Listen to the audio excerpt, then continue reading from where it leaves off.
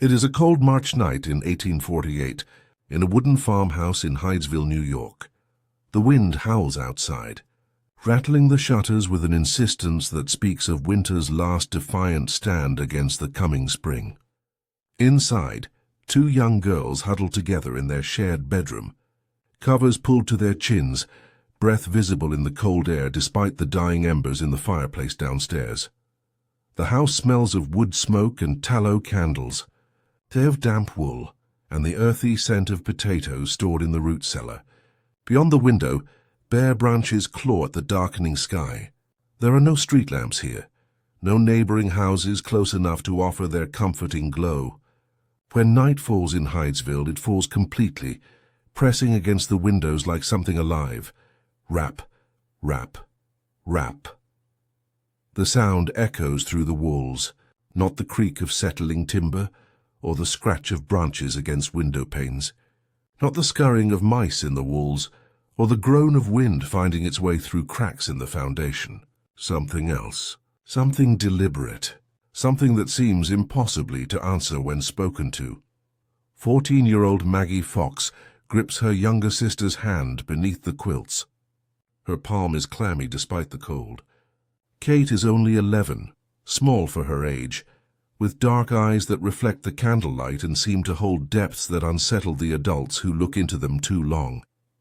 Their mother stands in the doorway, face pale as milk, clutching a threadbare shawl around her shoulders with white-knuckled fingers. They have been hearing the sounds for weeks now. At first, Margaret Fox told herself it was nothing. Old houses make noises.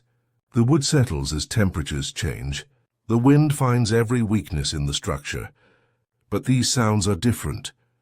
They come at night, always at night, and they seem to move through the house with purpose, following the family from room to room. John Fox, the girl's father, has searched every inch of this house. He has examined floorboards and wall studs, checked the chimney and the foundation, investigated the attic and the cellar. He has found nothing that might explain the persistent rapping that keeps his family awake night after night, that has his wife praying more fervently than ever, that has his daughters looking over their shoulders in broad daylight. "Ask it again," their mother whispers, her voice barely audible above the wind. Kate clears her throat. Her voice is steady, braver than her trembling hands suggest, braver than any 11-year-old child should need to be when facing the darkness of her own bedroom. "Mr. Splitfoot, do as I do." She claps her hands twice, the sound sharp in the cold air. Rap, rap. Two knocks answer from the darkness, perfectly timed, perfectly matched. The room falls silent except for the mother's sharp intake of breath and the distant howling of the wind. Three people stand frozen in that moment, balanced on the edge of something vast and unknowable. A crack in the fabric of reality, perhaps, or the birth of the greatest deception of the 19th century. Or both at once, truth and lie so tangled together that no one, not even the girls themselves, will ever be able to fully separate them. This is not just a story about ghosts. This is a story about grief, about the desperate human need to believe that death is not the end, that the people we love continue somewhere beyond our sight, that the silence of the grave can be broken, if only we know the right words to speak. It is a story about two ordinary girls who discovered they could give the world what it wanted most. Proof, however illusory, that our loved ones never truly leave us. Margaret and Catherine Fox. You probably do not know their names. They are not in your history textbooks. There are no monuments erected in their honor, no plaques marking the places they lived and worked and died. But you live in the world they created, where psychics and mediums and ghost hunters are woven into the fabric of popular culture, where millions of people believe without question that it is possible to speak with the dead, where the paranormal is an industry worth billions of dollars. Every séance, every psychic reading, every ghost-hunting television show, every claim of communication with the deceased traces its lineage back to this moment, to this cold March night, to two young girls in a farmhouse in rural New York, discovering that they possessed a power more intoxicating than any spirit message: the power to make people believe. Welcome to Litany of the Lost, where we uncover the forgotten voices that shaped our world. I'm your host, and today we tell the story of the Fox sisters, whose childhood trick in a tiny farmhouse ignited a spiritual revolution that swept across continents, touched the lives of millions, and fundamentally changed the way humanity thinks about death itself. But here is the question that haunts their legacy, the question that followed them from that farmhouse to their lonely graves. Were they frauds who cynically exploited a grieving world for fame and profit? Or were they genuine mediums whose gift became their curse, whose abilities they could neither fully understand nor escape? The answer, like the sound in the darkness that started it all, depends entirely on what you choose to believe, or perhaps more accurately, on what you need to believe, on whether you can accept that something can be both false and meaningful, both deception and truth, both a lie and the answer to a prayer. Let us go back to the beginning, to a childhood lived in the shadow of America's frontier, where religion and superstition walked hand in hand, where mortality was a constant companion, and where two young girls discovered they had the power to make the whole world listen. Hydesville, New York in 1848 is barely a village. It is more an aspiration than a settlement, a collection of farms scattered across rolling land between Rochester and the Erie Canal, connected by muddy roads that become nearly impassable in spring and winter. The landscape is one of transition, caught between the wilderness that once covered this region and the agricultural prosperity that will define it in decades to come. This is an America in flux. The nation is expanding westward with an almost religious fervor, driven by manifest destiny and the promise of land. But it is also an America grappling with profound questions about its identity and future. Debates over slavery are growing more heated with each passing year. The Mexican-American War has just ended, adding vast territories and raising urgent questions about their status. The Industrial Revolution is transforming northern cities, while the South clings to its agricultural economy. Religious fervor sweeps across the countryside in waves. The Second Great Awakening has left American Protestantism fragmented into competing denominations and experimental movements. Preachers speak of millennial expectations, of the imminent return of Christ. The Shakers have established communities based on celibacy and communication with the dead. The Mormons have founded their own religion and migrated west to escape persecution.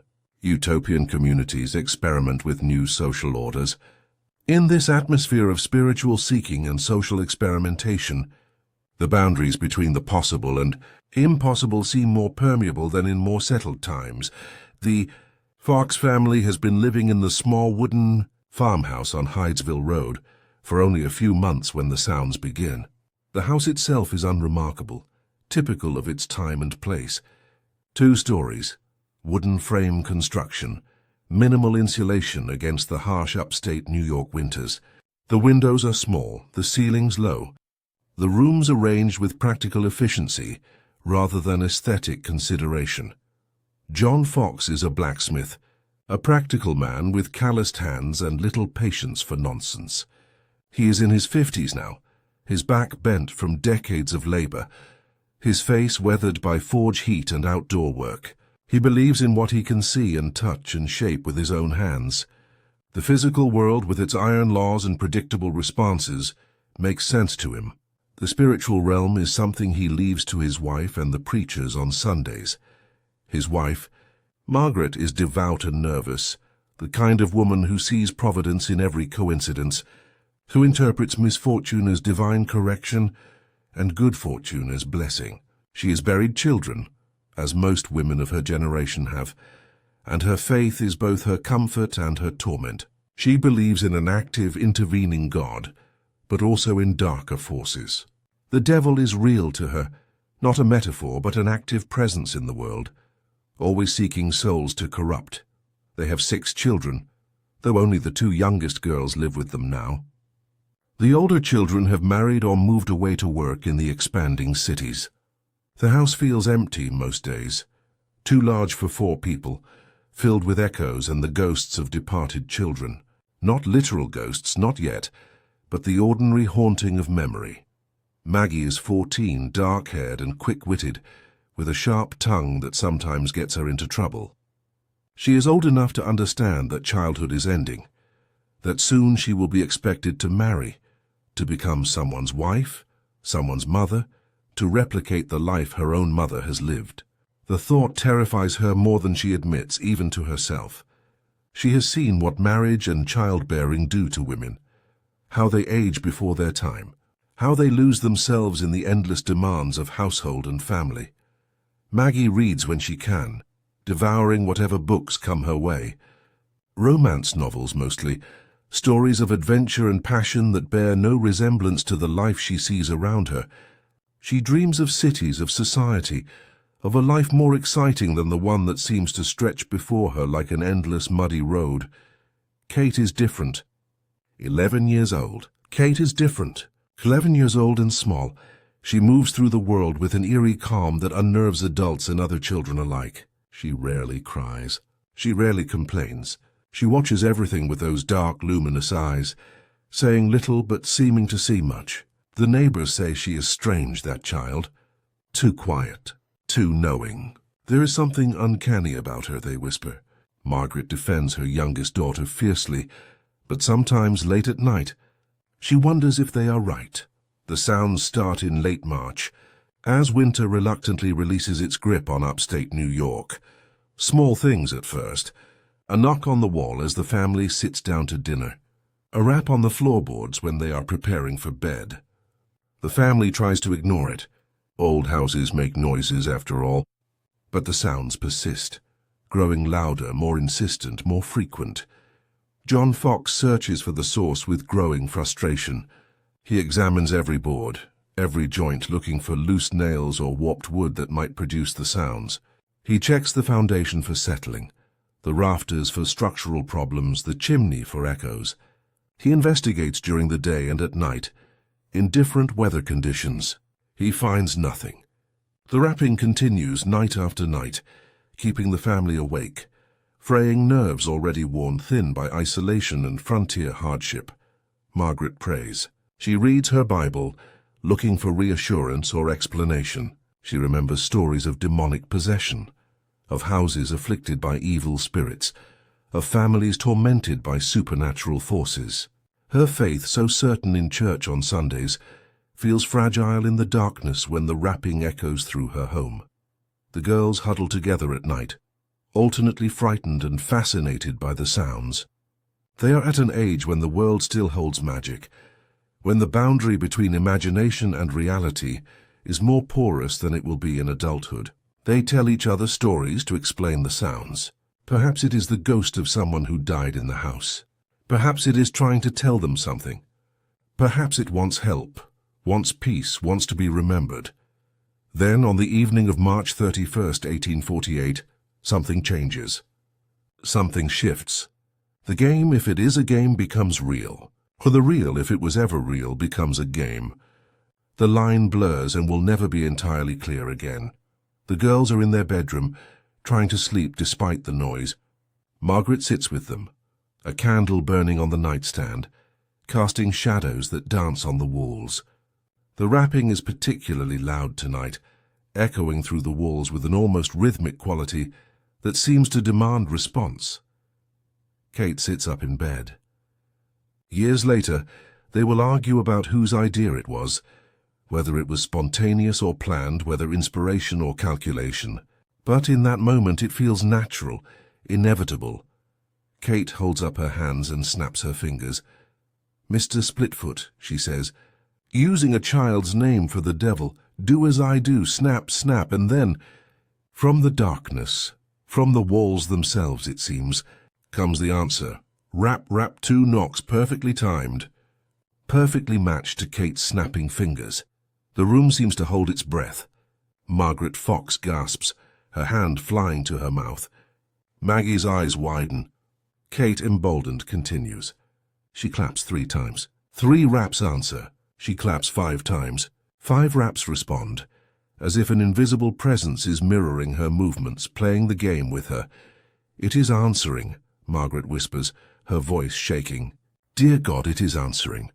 What happens next will be debated for decades, analyzed and reanalyzed, interpreted and reinterpreted by believers and skeptics alike.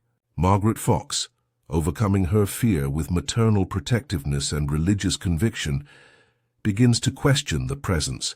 She establishes a code, 1 rap for yes, 2 for no, a system simple enough for even a child to remember. She asks simple questions at first, her voice trembling but determined. "Can you hear me?" 1 rap, "Yes." "Are you a spirit?" 1 rap, "Yes." "Did you die in this house?" 1 rap. Yes, the answers come swift and sure, each rap sending a shiver through the room. The questioning continues, becomes more elaborate. Margaret asks the spirit to rap out the ages of her children. The raps come accurate for each child. Through the laborious process of reciting the alphabet and waiting for raps at specific letters, a story begins to emerge. The spirit identifies itself as Charles Rosner, a peddler, a traveling merchant who went door to door selling wares. He was murdered in this very house 5 years ago. 31 years old, killed for his money, his throat cut while he slept, his body buried in the cellar, hidden beneath the earth, unavenged and unremembered. Margaret sends John to fetch the neighbors. Word spreads with the speed of fire in dry grass. By midnight, the small farmhouse is crowded with curious onlookers, farmers and their wives, pulled from their own warm beds by the news of something impossible happening. They come skeptical, expecting to find a logical explanation, but they leave shaken. All of them hear the rappings. All of them witness the question and answer sessions. Some try to catch the girls in trickery, watching their hands, checking beneath the table, looking for hidden accomplices or mechanical devices. But the rapping seems to come from everywhere and nowhere, from the walls themselves, responding to questions asked by people the girls have never met. And the girls, 2 children in their nightgowns, appear as bewildered as anyone. They sit quietly, sometimes seeming frightened by what is happening, other times strangely calm, as if this is something they have always known would happen. John Fox digs up the cellar floor the next day. A crowd gathers to watch. He finds nothing conclusive. Some charcoal scattered through the earth, some hair which might be human, or might be from animals, fragments that might be human bone or might be animal remains. It is enough to fuel speculation, but not enough to prove murder. But it does not matter. The story is already spreading, racing from house to house, from town to town, carried by breathless witnesses who swear they heard the dead speak. Within days, the Fox farmhouse becomes a pilgrimage site. Hundreds of people arrive, clogging the rural road, trampling the muddy yard, demanding to witness the miracle for themselves. They come from nearby farms at first, then from Rochester, then from farther afield as newspapers pick up the story. Maggie and Kate, thrust suddenly into attention, unlike anything they have ever experienced, retreat into themselves, even as they continue the communications. The rapping continues, louder and more frequent, as if the spirit feeds on the growing crowds, draws energy from their belief. Margaret Fox, devout and sincere, believes with her whole heart that her daughters are instruments of divine will. John Fox is less certain, but he cannot explain what is happening. The sounds are real. Everyone hears them. Hundreds of witnesses testify to the same impossible reality. But ask yourself this: what does a child gain from being the center of attention? From watching adults hang on their every word? From holding for the first time in their young lives a power that makes grown men tremble? From suddenly being special, important, chosen, in a world where children, especially girls, are expected to be invisible and obedient? The seeds of spiritualism are planted in that farmhouse, but the movement that will grow from those seeds is only beginning, because Maggie and Kate Fox are about to discover something more intoxicating than any spirit message: fame. By the summer of 1848, The Fox sisters are no longer simply Margaret and Catherine, daughters of a blacksmith. They are phenomena, curiosities, miracles or frauds depending on who you ask, but undeniably significant, living proof to those who believe that the veil between life and death is thinner than anyone dared imagine. Their older sister, Leah Fox Fish, arrives from Rochester in early April. Leah is 34 years old, a music teacher, recently separated from her alcoholic husband, raising a daughter on her own, in a society that offers few respectable options for single women. She is practical where Margaret is mystical, ambitious where her younger sisters are uncertain, and she immediately understands what Maggie and Kate have stumbled upon. Not necessarily a spiritual gift, though Leah will never entirely dismiss that possibility, but undeniably an opportunity. Leah takes control with an efficiency that suggests she has been waiting for something like this. She removes Maggie and Kate from the chaotic scene at the Hydesville farmhouse and brings them to Rochester, a city large enough to provide an audience worthy of their talents, sophisticated enough to include people of influence who might spread their fame even farther. She arranges private sittings in her parlor, at first for free to build reputation, then for small fees, then for increasingly substantial payments as demand grows. She invites prominent citizens, journalists, religious leaders, politicians, anyone whose endorsement might legitimize the phenomenon or whose skepticism might be publicly overcome. The girls perform in parlors and meeting halls, sitting at tables in dim candlelight, while invisible forces knock and rap in response to questions. The demonstrations follow a pattern that Leah refines through repetition. The room is darkened, not completely, but enough to create atmosphere. The sisters sit at a table, hands visible on its surface, sometimes holding hands with sitters. Leah acts as intermediary, asking the spirits to identify themselves to prove their presence. The raps answer, sometimes softly, sometimes with force enough to shake the table. Messages are spelled out laboriously, letter by letter, as someone recites the alphabet and the spirits knock at the appropriate moment. The messages are often mundane, disappointing to modern ears, but profoundly moving to their recipients. Yes, your mother is at peace. Yes, your husband watches over you. Yes, the child you buried still knows you and loves you. The afterlife is real and beautiful, and you need not fear death. The grave is not the end. In a nation still reeling from waves of religious revival, still grappling with mortality rates that claim children and mothers with brutal regularity, these messages are water in a desert. Tuberculosis, cholera, childbed fever, accidents, infections that modern antibiotics cure in days. All these claim lives without warning or mercy. Almost every family has buried someone too soon, too young, too beloved.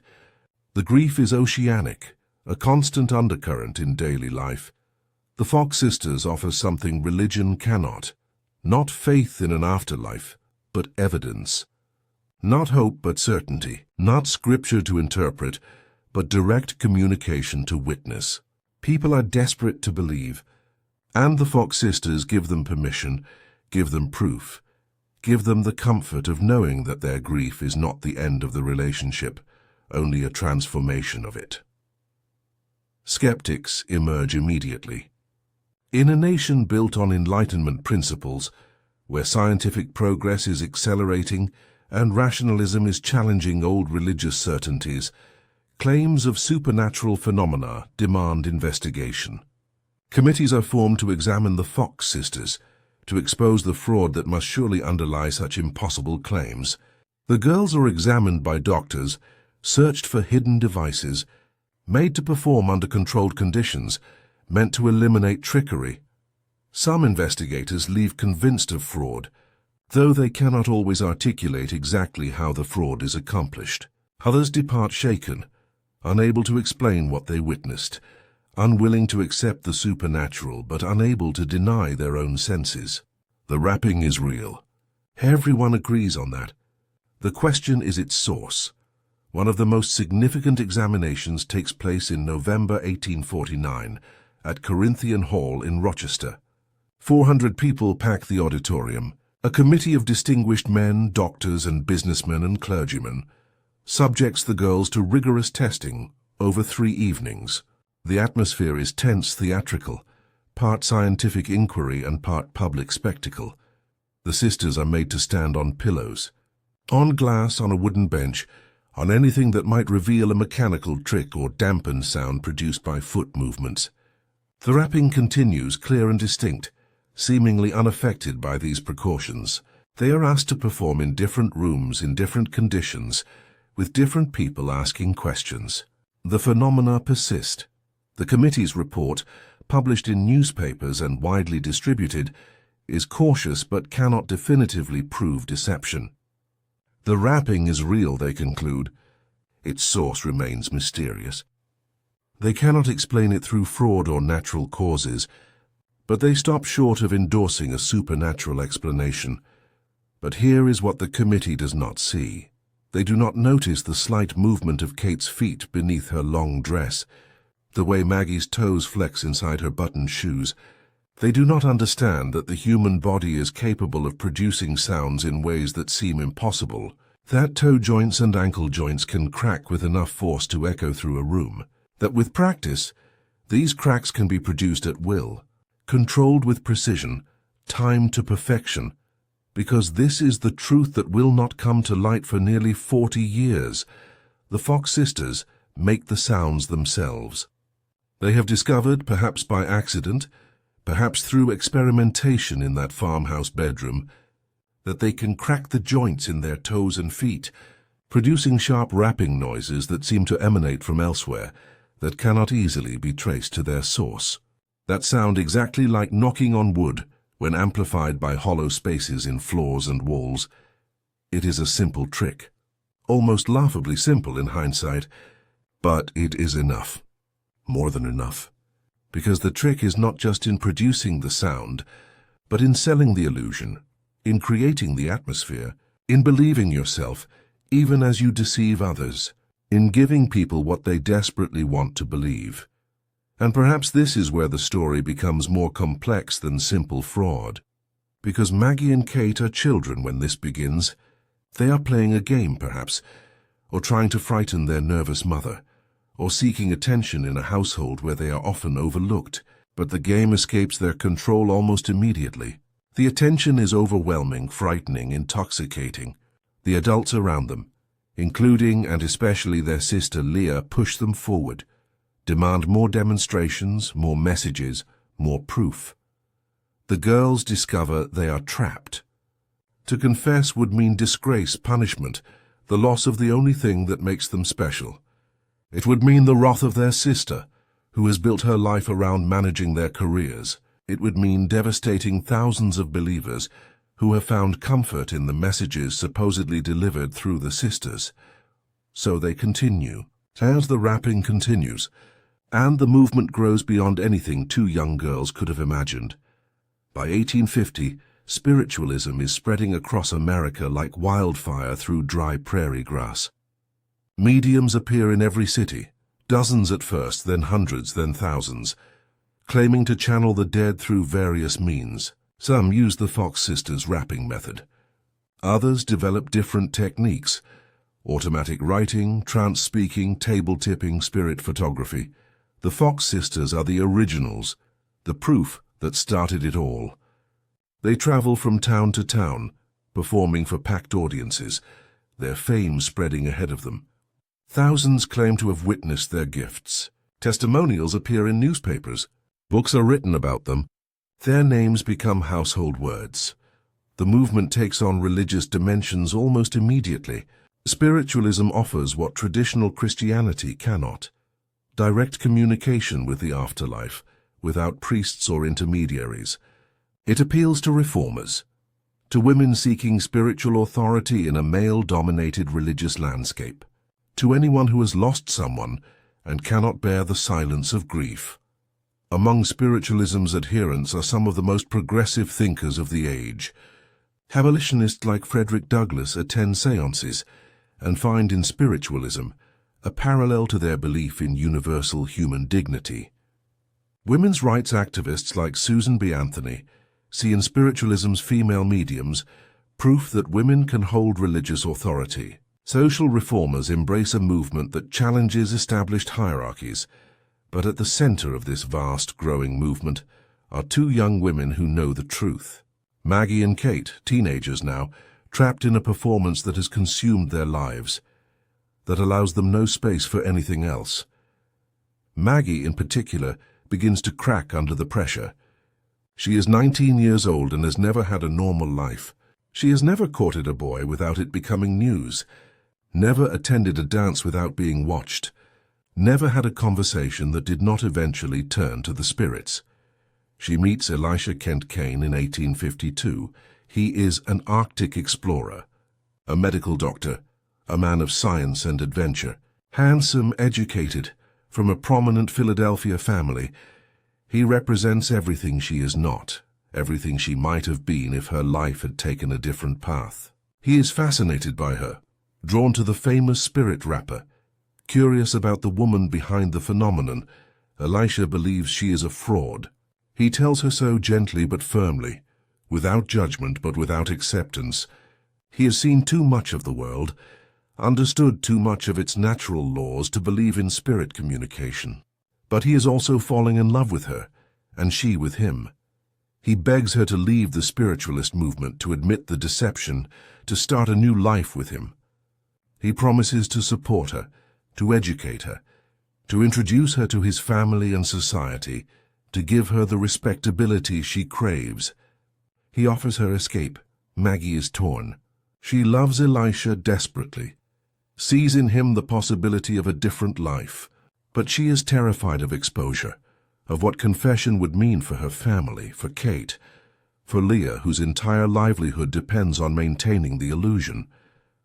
And there is a part of her that has lived the lie so long, she cannot entirely separate herself from it. Elisha Kent Kane dies in 1857 of rheumatic fever in Havana before they can marry. He is only 37 years old. Maggie is devastated, inconsolable. She has lost the only person who saw her as more than a medium, who offered her a path out of the trap her life has become. The Kane family refuses to acknowledge her as his widow. She publishes their correspondence, a desperate attempt to prove their relationship was real even if the spirits were not. She begins to drink, seeking oblivion in alcohol. The drinking becomes a pattern, then a problem, then an affliction that will follow her for the rest of her life. Kate, meanwhile, continues the work. Quieter than her sister, more enigmatic, she performs séances for the wealthy and powerful. She travels to England in 1871, where spiritualism has taken root among the British aristocracy. She is feted, studied, tested, and never definitively exposed. British scientists subject her to rigorous examination. She performs under conditions that should make trickery impossible. The rapping continues. Some investigators leave convinced of genuine phenomena. Others remain skeptical but cannot explain what they witnessed. But fame takes its toll on Kate as well. She too begins to drink. She marries Henry Jenkin, an alcoholic attorney, in 1872. They have 2 sons. The marriage is turbulent, marked by poverty and instability. Kate continues performing séances to support the family, trapped by financial necessity. The sisters, once inseparable, drift apart. Their lives diverge, following parallel paths of decline. Leah remains committed to spiritualism, defending the movement against skeptics, maintaining the illusion even as her sisters spiral downward. But Maggie and Kate are drowning, pulled under by the weight of the lie they have carried for decades, and the movement they started continues to grow, untethered from its origins, a living thing that no longer needs them, that has become larger than any individual. By the 1880s, spiritualism is a global phenomenon. Millions believe. Thousands of mediums practice. The Fox sisters are legends, but they are also relics. Aging women whose fame has faded, whose lives have been consumed by the very thing that made them special. Maggie, broken, bitter, drinking heavily, isolated from her family, begins to speak of confession. Kate resists, terrified of the consequences, Their relationship fractures completely. The bond that held them together through childhood and fame cannot survive the weight of their shared secret and divergent responses to it. And then, in 1888, 40 years after the rapping first began, Maggie Fox stands before a packed audience at the New York Academy of Music and sets fire to everything she has built. October 21st, 1888. The New York Academy of Music, an imposing structure on Irving Place, is filled to capacity. 2,000 people have crowded into the auditorium, packing the orchestra seats, the dress circle, the balconies, standing in the aisles, pressed together in anticipation. They have come to hear Margaret Fox Kane speak publicly for the first time in years. The atmosphere is electric with speculation. Rumors have been swirling for weeks that Maggie Fox plans to make some kind of dramatic announcement. Some whisper that she will demonstrate her mediumistic powers on an unprecedented scale. Others suggest she will denounce her enemies in the spiritualist movement. A few perhaps suspect the truth, though even they cannot quite imagine the magnitude of what is about to happen. She walks onto the stage slowly, a woman of 54 who looks a decade older. Her face is lined, weathered by grief and alcohol. Her hands are unsteady, trembling slightly as she grips the podium.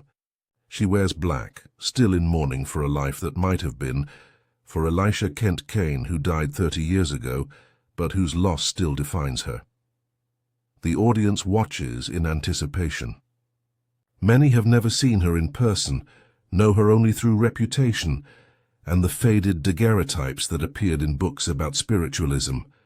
She looks diminished somehow, smaller than her legend, more human than the mystical figure they have imagined.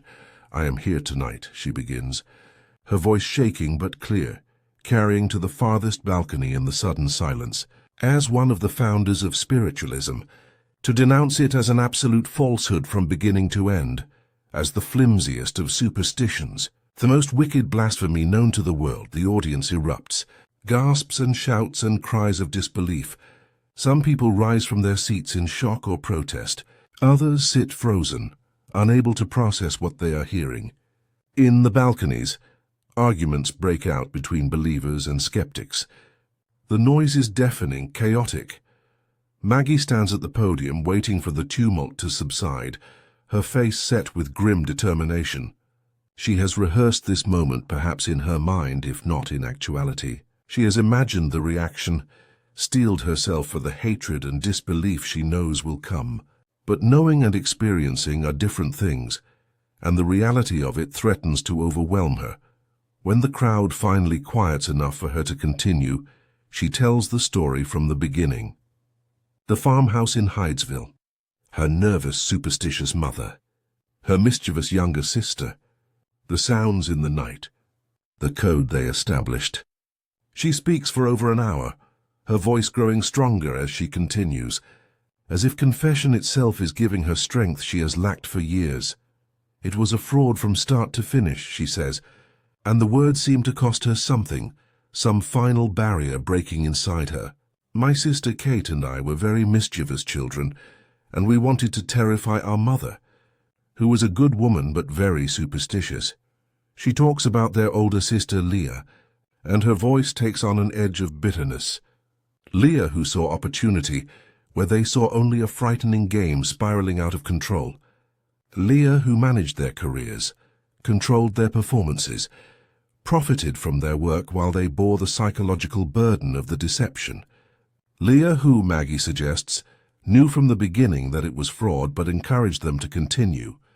She talks about the pressure, the constant demand for performances, the overwhelming expectations of believers who desperately needed the spirits to be real. She describes the guilt of looking into the faces of grieving mothers who had lost children, of widows who came seeking one last message from beloved husbands. The weight of giving them false comfort has haunted her for 40 years. "I've had a wretched life," she says, and the raw emotion in her voice silences even the most hostile members of the audience. "The rappings have been a curse to me. They have made me famous, but they have also made me miserable. I have lived a lie for 40 years and it has destroyed me. Then comes the demonstration that will be reproduced in newspapers around the world. She removes her shoe slowly, the simple act taking on theatrical weight in the silent auditorium. She places her foot on a small table that has been brought onto the stage. She flexes her toes, a movement barely visible to those in the front rows, invisible to those farther back. Rap! The sound echoes through the silent hall, sharp and clear. Unmistakably the same rapping that has convinced millions of the reality of spirit communication. That is the way we began, she says, slipping her shoe back on with trembling hands. We were just children, and we did not know what we were doing. We thought it was a joke. But when we saw the excitement it caused, when we saw that people believed, we kept it going. And then it was too late to stop. She talks about Elisha Kent Kane, her voice softening. He was the one person who saw her as more than a medium, she says, who offered her escape from the trap her life had become. His death destroyed her last hope of starting over. I make this confession, she concludes, not for revenge, though God knows I have been wronged by many who profited from our deception. Not for money, though I'm desperately poor. I confess because I can no longer live with the lie, because I want whatever years I have left to be honest ones. The audience is in chaos again as she finishes. Spiritualists shout that she is lying, that she has been bribed or coerced or is drunk or mentally ill. Skeptics cheer, vindicated after decades of suspicion. Journalists scribble frantically, knowing they are witnessing history. Maggie leaves the stage to a mixture of applause and jeers, looking exhausted, emptied out. She has done what she set out to do, delivered the death blow to spiritualism that she promised. Or so she believes in that moment. Kate Fox is not present. She is in England. And when she hears of her sister's confession days later through transatlantic telegram and newspaper reports, she is furious. She refuses to corroborate Maggie's story, issues a statement calling the confession false. The sisters, once partners in deception, are now enemies divided by confession and denial. The confession makes headlines around the world. Spiritualism exposed as fraud, the papers declare. The story runs on front pages from New York to London to Melbourne, accompanied by detailed accounts of Maggie's testimony. The spiritualist community reacts with horror, anger, and denial. Some condemn Maggie as a traitor. Others claim she is lying now, not 40 years ago. Church leaders and prominent mediums rush to distance themselves from the Fox sisters, claiming that spiritualism never depended on two women from upstate New York. The movement Maggie hoped to destroy with her confession does not collapse. It barely even stumbles, because by 1888, spiritualism is no longer dependent on the Fox sisters. It has taken on a life of its own, evolved into something far larger than its origins, woven into the fabric of society. Many spiritualists simply reject Maggie's confession as a lie. They claim she was drunk, which is at least partially true. They claim she was desperate for money, which is entirely true. They point to decades of séances, of messages from the dead, of experiences that felt real, and they refuse to believe it was all built on fraud. For Maggie herself, the confession brings no peace. The payment she receives for her testimony, if there was payment, is quickly spent. The vindication she sought feels hollow. She expected to feel cleansed by confession. Instead, she feels only empty. She has burned every bridge, alienated her family, destroyed her only claim to significance, and the world moves on without her. The confession that was supposed to free her has instead left her with nothing. 1 year later, November 1889, Maggie Fox stands before yet another audience, this time in a spiritualist meeting hall in New York, a much smaller venue than the Academy of Music, filled with believers who have come to hear what they hope will be a different message. She is 55 years old, broke, alone, desperate in ways that go beyond simple financial need. Kate has refused to speak to her since the confession. Leah has disowned her completely. She needs them back. Not because she believes, though perhaps she does or wants to, or has convinced herself she does. But because she needs to belong somewhere, to be someone, to have an identity beyond discarded fraud and bitter alcoholic. I have been the victim of a terrible injustice, she says, her voice hoarse, weaker than it was a year ago. A year of hard drinking shows in her face, in her trembling hands. I was placed in a position by conspiracy that compelled me to make statements that were not true. She is recanting, taking back everything she said the year before. The confession, she now claims, was coerced. She was broke and desperate, but also manipulated by enemies of spiritualism, who saw an opportunity to destroy the movement. They paid her, pressured her, perhaps even threatened her. The rapping was real, she insists now. The spirits were genuine. Her mediumistic gifts were authentic. Everything she said in her confession was false, extracted through exploitation of her desperate circumstances and her weakness for alcohol. It is a desperate move, transparently so. The small audience listens with a mixture of sympathy and suspicion. Some want to believe her, want to welcome her back into the fold. Others see through the transparent desperation, recognize the recantation for what it is, an attempt to regain the support of the only community that ever valued her. The questions are obvious. If the confession was coerced, why wait a year to recant? If the spirits are real, why were they silent during the year of her disgrace? Where is her evidence? Who paid her? Who threatened her? Maggie has no good answers. She speaks in generalities about persecution and conspiracy. It is incoherent, contradictory, the pleading of someone who knows she is not believed but cannot stop trying. The recantation receives polite applause from some, silence from others. No one is convinced. Everyone understands what they are witnessing, not the restoration of truth, but the thrashing of someone drowning. The recantation receives far less attention than the confession.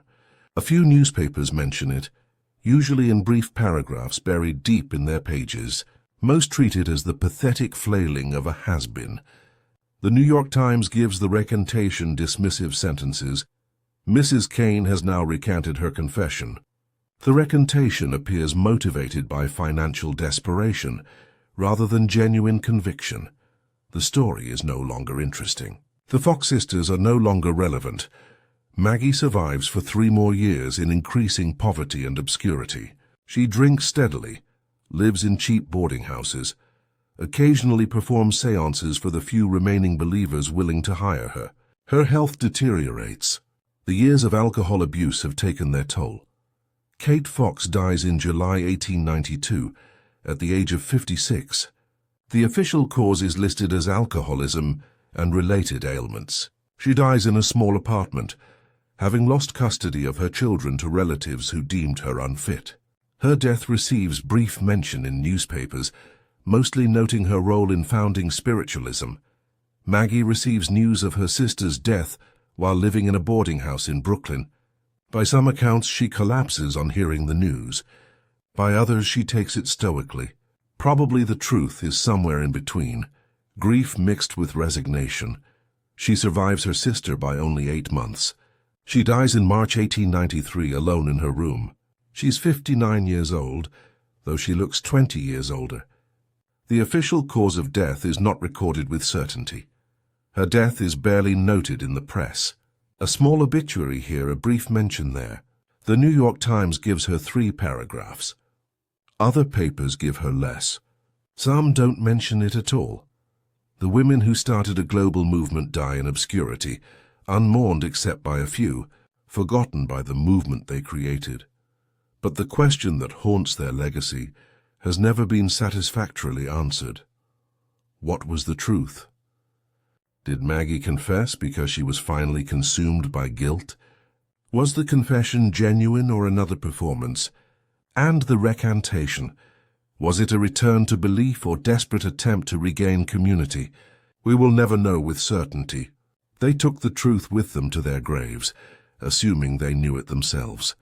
What we do know, whether frauds or genuine mediums, they changed the world. The movement they started reshaped how millions think about death and the afterlife, and that legacy, complex and contradictory, is the only ghost that remains. The death of the Fox sisters does not mark the end of spiritualism. The movement grows stronger in the decades following their deaths, as if their absence removes the last obstacle to its full flowering. By the turn of the 20th century, spiritualism has evolved far beyond the simple wrappings that started it all. Mediums employ elaborate techniques: table tipping, automatic writing, spirit photography, materialization of ectoplasm, trumpet séances. The séance becomes a cultural institution, practiced in parlors from New York to London to Sydney, a regular feature of middle-class social life. Some of the most brilliant minds of the era take spiritualism seriously. Sir Arthur Conan Doyle, creator of Sherlock Holmes, becomes a devoted spiritualist after the death of his son Kingsley in World War I. He writes books defending the movement, tours the world promoting communication with the dead.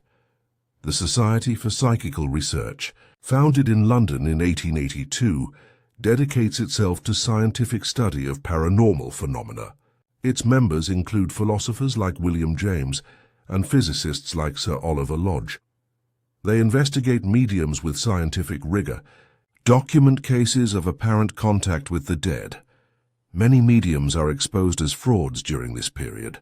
Trick photographs are revealed. Hidden accomplices are discovered. Professional magicians like Houdini demonstrate how even elaborate phenomena like ectoplasm can be produced through stagecraft. Each exposure generates headlines, provides ammunition for skeptics, should logically weaken the movement. But instead, each exposure only seems to strengthen the resolve of true believers, who insist that the presence of some frauds does not disprove the existence of genuine phenomena. And perhaps they have a point. Because among the charlatans and tricksters, there remain cases that resist easy explanation. Mediums who provide specific information they seemingly could not have known. The question of whether genuine psychic phenomena exists remains, more than a century after the Fox sisters, a subject of debate. The weight of scientific evidence suggests that most, if not all, mediumistic phenomena can be explained through fraud, self-deception, and the human tendency to find patterns in randomness. But a small residue of cases continues to resist complete explanation. But let us return to the Fox sisters. Were they victims or perpetrators?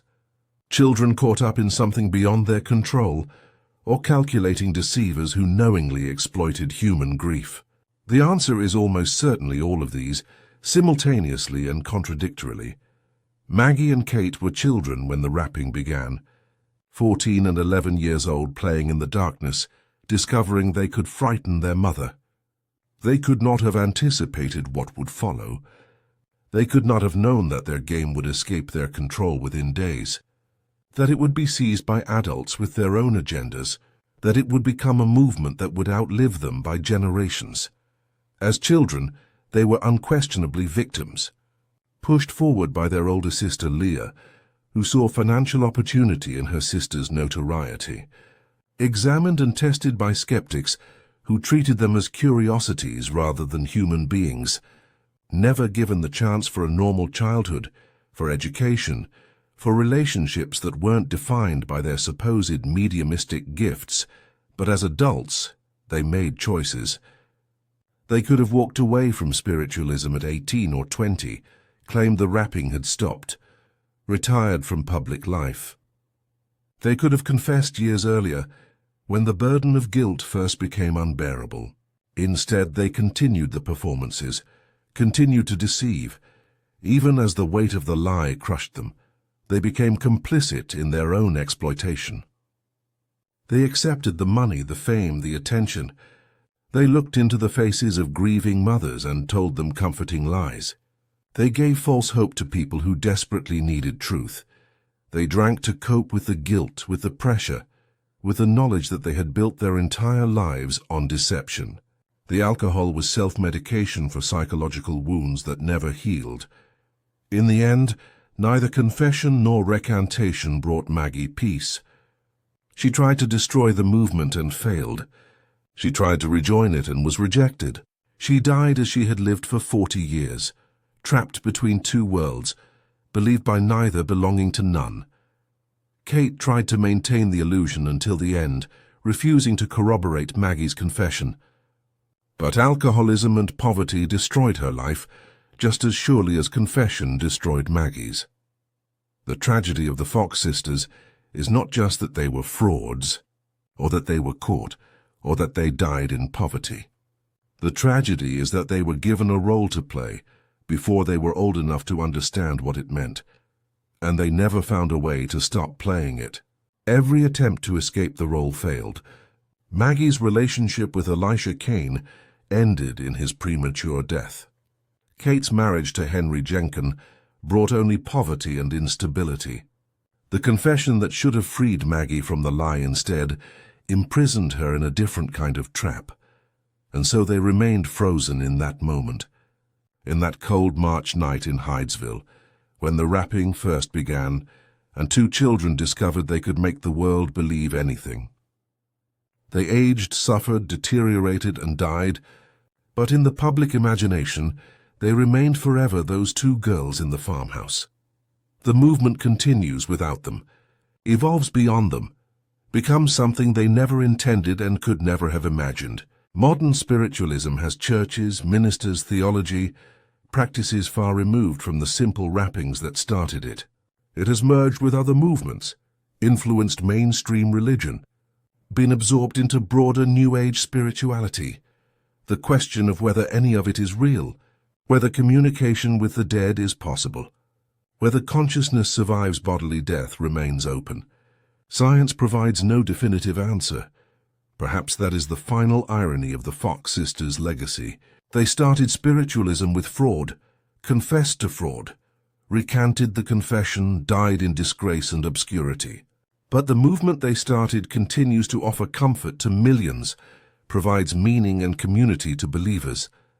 They were frauds, and they changed the world. Both things are true.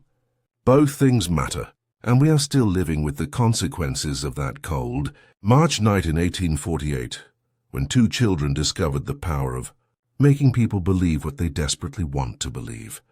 There is a question that haunts the Fox sisters' story, a question that goes deeper than fraud or truth, skepticism or belief. It cuts to the heart of what it means to be human, to grieve, to hope, to need meaning in a universe that offers no obvious answers. Why did the world want so desperately to believe them? In 1848, when the rapping first began, America was a nation in transformation, caught between the religious certainties of the Puritan founders and the skeptical rationalism of the Enlightenment. The old certainties of faith were giving way to religious pluralism and doubt.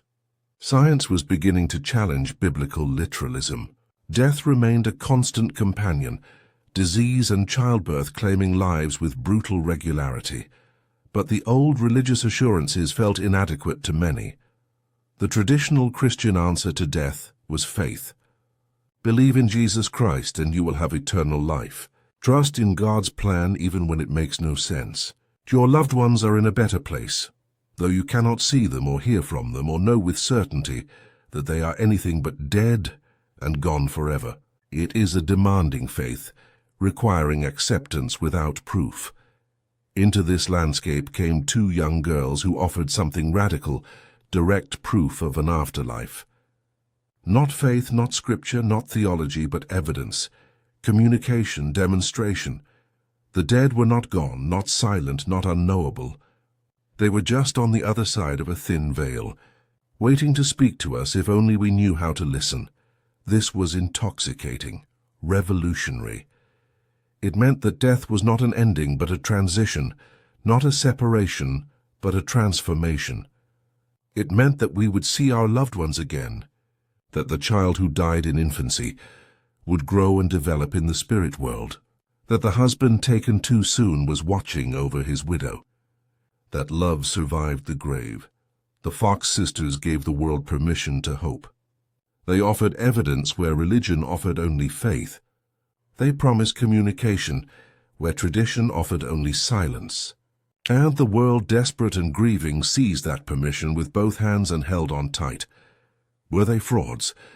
Yes, almost certainly yes. The confession, however flawed and incomplete, carries the weight of truth. The cracking toe joints, the simple trick, the admission of deception, the logical explanation that requires no supernatural elements. These things are real, or as real as anything in this tangled story can be. But does their fraud invalidate every experience of every person who attended a séance, who felt the presence of a lost loved one, who found comfort and healing in the belief that death is not the end? Does the fraudulent origin of spiritualism necessarily mean that nothing of value came from it?